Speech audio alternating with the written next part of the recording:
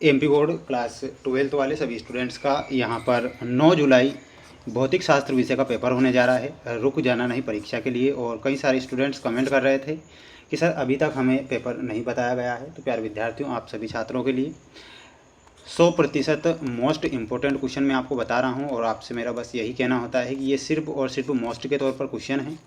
किसी प्रकार से आप सभी बच्चे रियल या वायरल पेपर के चक्कर में ना रहें। जितना ज़्यादा हो सके आईएमपी क्वेश्चन ही पढ़कर जाएं, ठीक है। किसी भी प्रकार से रियल या वायरल के चक्कर में नहीं पढ़ना है, क्योंकि आप जानते हैं कि रियल या वायरल पेपर लीक नहीं होते हैं। और मेरे द्वारा जो प्रश्न पत्र बताए जाते हैं वो सिर्फ मोस्ट के तौर पर ही मैं क्वेश्चन बता पाता हूँ। तो देख सकते हैं ये पूरा पेपर है जो आपको परीक्षा में दिया जाएगा। क्वेश्चन आप देख सकते हैं आपकी स्क्रीन के सामने आ चुके हैं। मोस्ट इंपॉर्टेंट क्वेश्चन जो कई बार परीक्षाओं में आए हैं।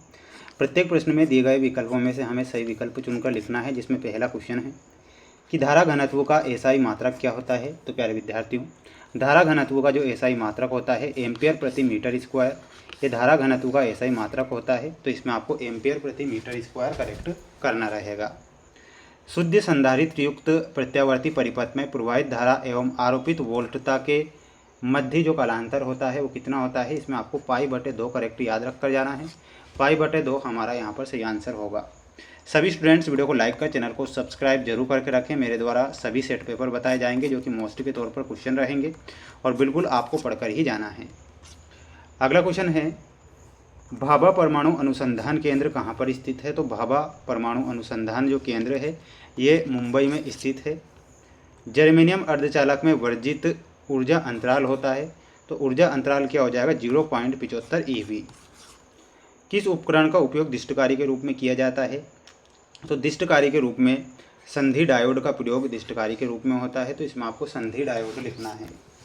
बढ़ेंगे हमारे अगले क्वेश्चन की ओर। अगला क्वेश्चन देखिएगा, ये रहा क्वेश्चन है कि दूरदर्शी में नेत्रिका की फोकस दूरी अभिदृश्य की फोकस दूरी की होती है तो से अधिक होती है। तो इसमें आपको क्या लिखना है, से अधिक होती है या फिर कम होती है ना।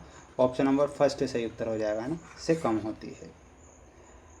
एक न्यूट्रॉन का द्रव्यमान होता है तो एक न्यूट्रॉन का द्रव्यमान कितना होता है 1.67 मल्टीप्लाई 10⁻27 किलोग्राम। बढ़ेंगे हमारे अगले क्वेश्चन की ओर। ये आप पूरा पेपर देखिएगा जिसमें आपको ये रिक्त स्थान दिए जाएंगे। आदर्श प्रेरकत्व का ओमी प्रतिरोध होता है तो ओमी प्रतिरोध कितना हो जाएगा 10⁻14 हर्ट्ज। दिष्ट धारा की आवृत्ति होती है तो दिष्ट धारा की जो आवृत्ति होती है वह कैसी हो जाएगी, क्वेश्चन आपसे पूछा गया है। तो यहाँ पर आंसर आपका हो जाएगा, देखिएगा यहाँ पर पहले का आदर्श प्रेरकत्व का ओमी प्रतिरोध होता है तो सॉरी है ना, यहाँ पर शून्य लिखना है, शून्य होता है। दिष्ट धारा की आवृत्ति होती है तो इसकी भी आवृत्ति शून्य होगी। सबसे अधिक आवृत्ति की विद्युत चुंबकीय तरंग होती है तो वो किसकी होती है, गामा किरणों की। तो यहाँ पर आंसर क्या हो जाएगा आपका, गामा किरणों। प्रकाश तरंगों की आवृत्ति जो होती है वो 10⁻14 Hz होती है। प्रकाश का वेग विरल माध्यम से सघन माध्यम में जाने पर क्या होता है, कम होता है। तो यहाँ पर आपको क्या लिखना है, कम होता है। चुंबकीय क्षेत्र एक राशि है तो चुंबकीय क्षेत्र कैसी राशि है, इसमें आपको ध्यान रखना है, ये एक सदिश राशि है। शंट के उपयोग से धारामापी की कम हो जाती है तो सुग्राहिता कम हो जाती है। इसमें आपका आंसर क्या हो जाएगा, सुग्राहिता। ठीक है, तो ये आप करेक्ट करेंगे। स्क्रीनशॉट आप इसका ले लीजिए और अच्छे से इन सभी प्रश्नों को आप याद जरूर करके जाइएगा। बढ़ेंगे हमारे अगले क्वेश्चन की ओर। जैसे कि देख सकते हैं ये सत्य वाले क्वेश्चन है कि अवरक्त तरंगों की खोज वैज्ञानिक रिटर ने की थी तो ये आपका असत्य होगा। नेज अर्धचालकों के मुक्त इलेक्ट्रॉनों की संख्या होलों की संख्या के बराबर होती है तो इसमें आपको सत्य लिखना है। वोल्टमीटर विभवमापी से अधिक श्रेष्ठ होता है तो ये आपका असत्य होगा। डी ब्रागली तरंगे विद्युत चुंबकीय तरंगे होती है, ये गलत होगा। परमाणु एक धनात्मक कण है, ये प्रश्न है, ये गलत होगा। एक पूर्ण चक्र में किसी प्रेरक को आपूर्त माध्य शक्ति शून्य होती है, ये सत्य लिखना है। माइक्रोवेव ओवन का कार्य रेडियो तरंगों पर आधारित होता है तो ये आपको सत्य के रूप में लिखना है। अब देखिएगा अगला क्वेश्चन है जिसमें एक वाक्य में उत्तर देना है। क्वेश्चन नंबर फर्स्ट है कि दहली आवृत्ति क्या है और मैं आपको इसका आंसर बताऊंगा और साथ ही प्रकाश का विवर्तन क्या होता है। तो ध्यान से इनके आंसर आपको देखना है और याद करना है।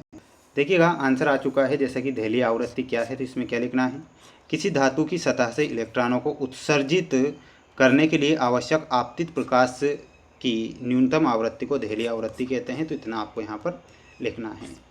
दूसरा क्वेश्चन था प्रकाश का विवर्तन क्या है, तो लिखना है जब प्रकाश किसी अत्यंत महीन अवरोध या संकीर्ण छिद्र के किनारों से गुजरता है तो वह अपने सीधे रास्ते से हटकर आंशिक रूप से मुड़ जाता है और ज्यामितीय छाया वाले क्षेत्र में प्रवेश कर जाता है।